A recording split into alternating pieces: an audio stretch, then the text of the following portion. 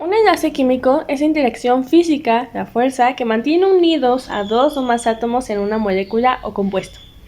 Interacciones fundamentales para comprender y explicar las propiedades y comportamientos de las sustancias químicas. La formación de enlaces entre átomos es una respuesta a la búsqueda de estabilidad.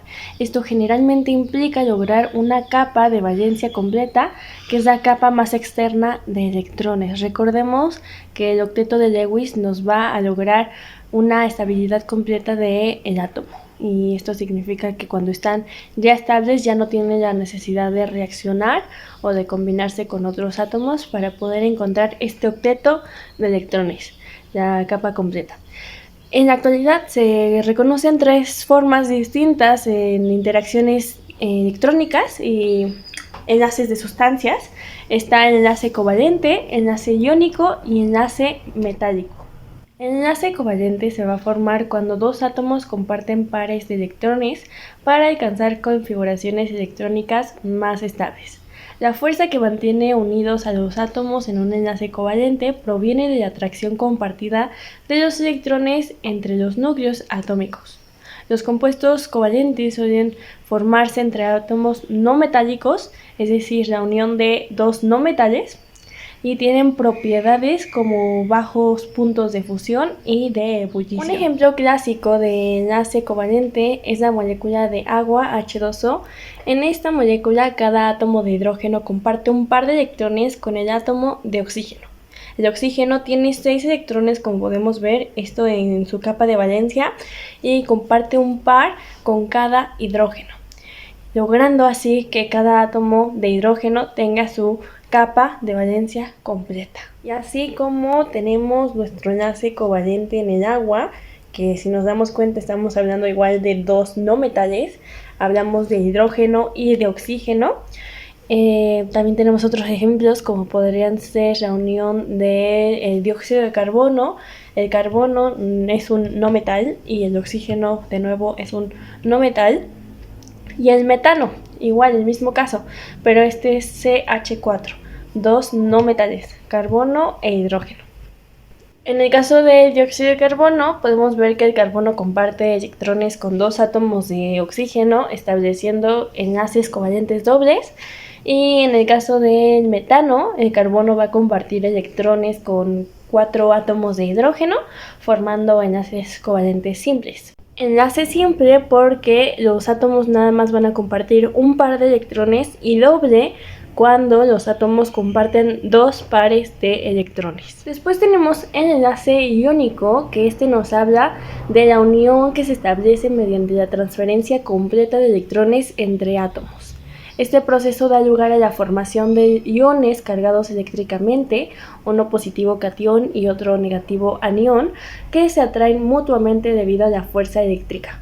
Los compuestos iónicos suelen formarse entre átomos metálicos y no metálicos.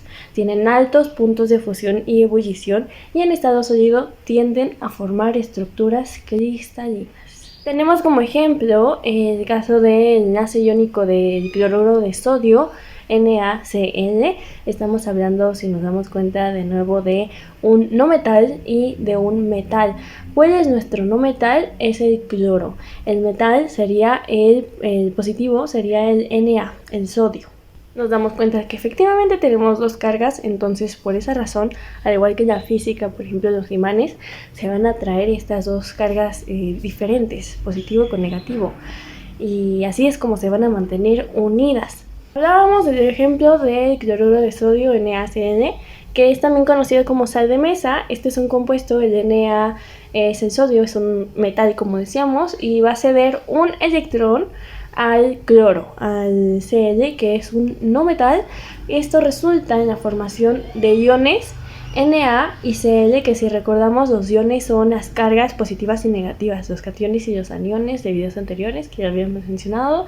Estos se van a atraer mutuamente creando una estructura cristalina en el estado sólido de la sal de mesa.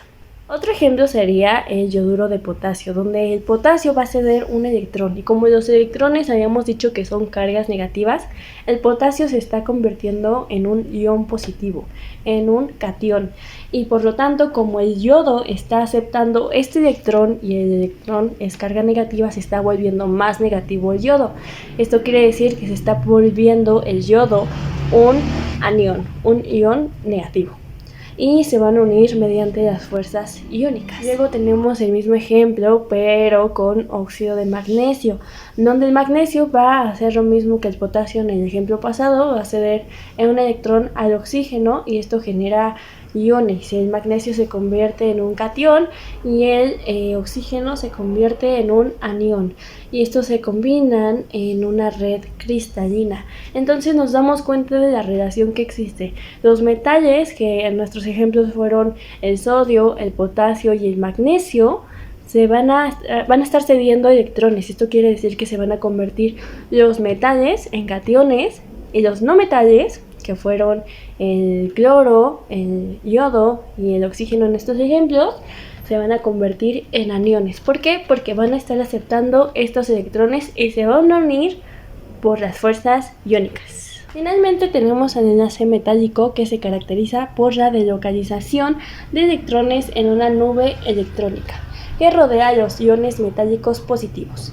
Este fenómeno permite una conductividad eléctrica y térmica excepcional en los metales, y estos, al tener pues pocos electrones de valencia, pueden compartirlos de una manera colectiva, formando así una red tridimensional de electrones móviles. Como dice su nombre, este tipo de enlace es típico en los elementos metálicos. Un ejemplo clásico es el enlace metálico del hierro, el Fe, y los metales como el hierro, los átomos están dispuestos en una estructura cristalina y los electrones de valencia se van a compartir colectivamente en una nube electrónica.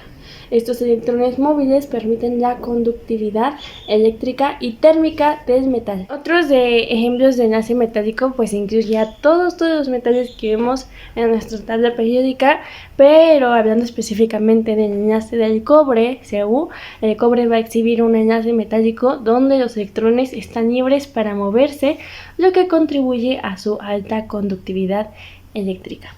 Y de hecho es el material que tenemos en muchos cables dentro de pues todo lo que es el protector, porque es plástico para que no nos electrocutemos.